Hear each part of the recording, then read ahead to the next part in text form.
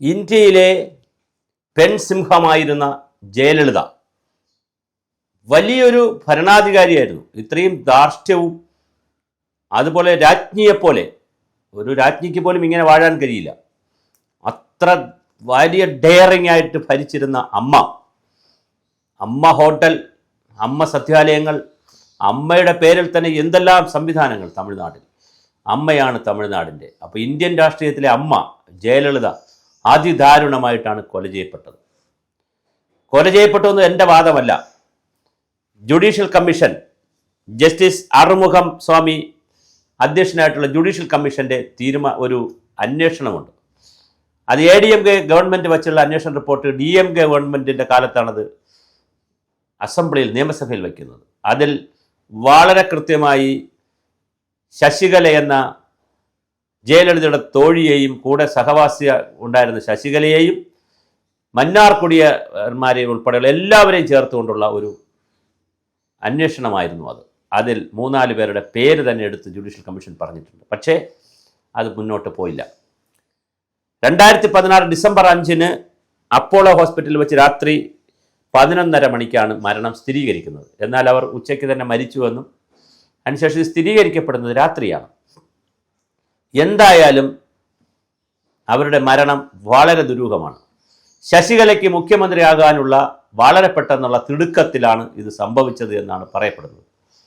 ഈ പ്രശ്നം ഇപ്പോൾ വീണ്ടും സജീവമാകുന്നത് ജയലളിതയുടെ MGRൻ്റെയും മകൾ എന്ന് അവകാശപ്പെടുന്ന ഇവരുടെ സെർവൻറ്റിൻ്റെ കൂടെ തൃശ്ശൂരിൽ ജീവിച്ച ഒരു സുനിത, അവർ ഡൽഹിയിൽ മറ്റൊരാവശ്യത്തിന് പോയപ്പോൾ, ഒരു NGOയുടെ കാണാനായിട്ടൊരു ആവശ്യത്തിന് പോയപ്പോൾ ആ NGOയോട് സംസാരിക്കുകയും അത് അവസാനം അവരുടെയും കൂടി പ്രേരണയാൽ ഇപ്പോൾ സുപ്രീം കോടതിയിൽ കൊണ്ട് കേസ് കൊടുത്തിരിക്കുകയാണ്. അവർ പ്രധാനമന്ത്രിയെ കാണാൻ തീരുമാനിക്കുന്നു, പ്രസിഡന്റിനെ കാണാൻ തീരുമാനിക്കുന്നു. അവരുടെ ഡിമാൻഡ് വളരെ ലളിതമാണ്. അതായത് ജസ്റ്റിസ് ആറുമുഖം സ്വാമി കമ്മിറ്റിയുടെ ജുഡീഷ്യൽ അന്വേഷണം കൂടുതൽ സീരിയസ് ആയ അന്വേഷണം നടത്തണമെന്ന് പറയുന്ന ആ കമ്മീഷൻ്റെ റിപ്പോർട്ടിൻ്റെ കൂടെ അടിസ്ഥാനത്തിൽ തൻ്റെ അമ്മയെ കൊന്നവരെ കണ്ടുപിടിക്കണമെന്നുള്ളതാണ്. അവർ മറ്റു ചില കാര്യങ്ങളോട് പറയുന്നുണ്ട്.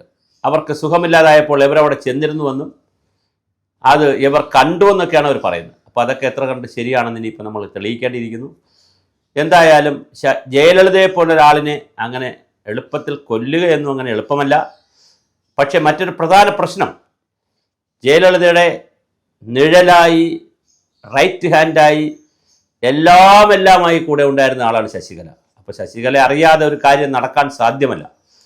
അപ്പോൾ അങ്ങനെയുള്ള എല്ലാമായിരുന്ന ശശികല ജയലളിതയെ ചതിച്ചോ എന്നൊരു ചോദ്യം ഉണ്ട്. കാരണം വിഷയം രാഷ്ട്രീയമാണ്. രാഷ്ട്രീയത്തിൽ മന്നാർ കുടിയർമാരും ശശികലയും കൂടി ചേർന്ന് ജയലളിതയെ കൊന്നതാണോ? വലിയ ചോദ്യമാണ് ഉയരുന്നത്. അങ്ങനെയാണെങ്കിൽ എത്ര വർഷം കഴിഞ്ഞു എന്നുള്ളതല്ല, ജയലളിതയ്ക്ക് നീതി കിട്ടണം. അത് രാഷ്ട്രീയ രംഗത്ത് അറിയണം, മറ്റുള്ളവർ, പൊതുജനങ്ങൾ അറിയണം. ഒരു മുഖ്യമന്ത്രിയെ ഇങ്ങനെ കൊന്നെങ്കിൽ അത് തീർച്ചയായിട്ടും സമൂഹത്തിന് അറിയാൻ വലിയ ബാധ്യതയുണ്ട്. അതുകൊണ്ട് സുനിതയുടെ പോരാട്ടം അത് ചിലപ്പോൾ മകളെന്നുള്ള നിലയിൽ അത് രണ്ടാമത്തെ വിഷയമാണ്. MGRൻ്റെയും ജയലളിതയുടെ മകളാണെന്ന് അവകാശപ്പെടുന്നത് മറ്റൊരു കാര്യമാണ്. കാര്യം ഇപ്പോൾ MGRനും ജീവിച്ചിരിപ്പില്ല, ജയലളിത ജീവിച്ചിരിപ്പില്ല. അപ്പോൾ ഇനിയിപ്പോൾ DNA ടെസ്റ്റോ ബ്ലഡ് ടെസ്റ്റോ ഒക്കെ നടത്തി എങ്ങനെയാണിത് കണ്ടുപിടിക്കാമെന്നറിയില്ല. ഇനി അതിന് എങ്ങനെയും പറ്റുമോ അത് വേറെ വിഷയമാണ്. എന്തായാലും വളരെ ഗൗരവതരമായൊരു വിഷയത്തിലേക്കാണ് തമിഴ്നാട് രാഷ്ട്രീയം പോകുന്നത്. സുനിതയുടെ ഈ സുപ്രീം കോടതിയിലെ കേസോടുകൂടി മറ്റൊരു വിവാദം കൂടി അവിടെ തുറക്കുകയാണ്. ജസ്റ്റിസ് ആറുമുഖം സ്വാമി കമ്മീഷൻ്റെ റിപ്പോർട്ട് അവിടെ ഉണ്ട്. അതിൽ 4 പേര് പറയുന്നുണ്ട്. അതുൾപ്പെടെ കൃത്യമായി പന്നീർസെൽവമൊക്കെ ഇത് നേരത്തെ അവിടെ ആരോപണം ഉന്നയിച്ചതാണ്. തമിഴ്നാട്ടിൽ വലിയ കോലാഹലമുണ്ടാക്കിയ ഒരു മരണമാണ് ജയലളിതയുടേത്. ജയലളിതയെ ഹോസ്പിറ്റലിൽ മരിച്ചതിന് ശേഷം അത് പുറത്തറിയിക്കാൻ പോലും വലിയ പ്രതിസന്ധി ഉണ്ടായി. ഡോക്ടർമാർ അത് വളരെ സൂക്ഷിച്ചാണ് കൈകാര്യം ചെയ്തത്. എന്നിട്ടും ഒരുപാട് കലാപവും പ്രശ്നങ്ങളും ഒക്കെ അവിടെ ഉണ്ടായി. അപ്പോൾ അതുകൊണ്ട് തന്നെ ജയലളിതയുടെ മരണം എങ്ങനെയാണ് എന്നുള്ളതിനെ സംബന്ധിച്ച് അറിയുവാൻ അവരെന്തായാലും ആത്മഹത്യ ചെയ്യാൻ സാധ്യതയില്ല. അവർക്ക് ഏറ്റവും അത്യാധുനിക ചികിത്സ കിട്ടാൻ സാധ്യതയുള്ളവരുമാണ്. പിന്നെ എങ്ങനെയാണ് അവർ ഇത്രയും ദിവസം ഹോസ്പിറ്റലിൽ കിടന്നത്? മെഡിക്കൽ ബുള്ളറ്റിനുകളിൽ സംശയം പറയുന്നു.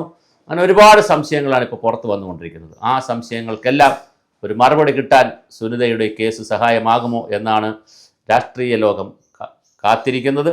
കൗതുകത്തോടെ നമുക്കിത് അറിയാൻ പറ്റുമോ എന്നുള്ളതാണ് വരാനിരിക്കുന്ന ദിവസങ്ങളിൽ നമ്മുടെ മുന്നിലേക്ക് വരുന്ന പ്രധാനപ്പെട്ട വാർത്ത.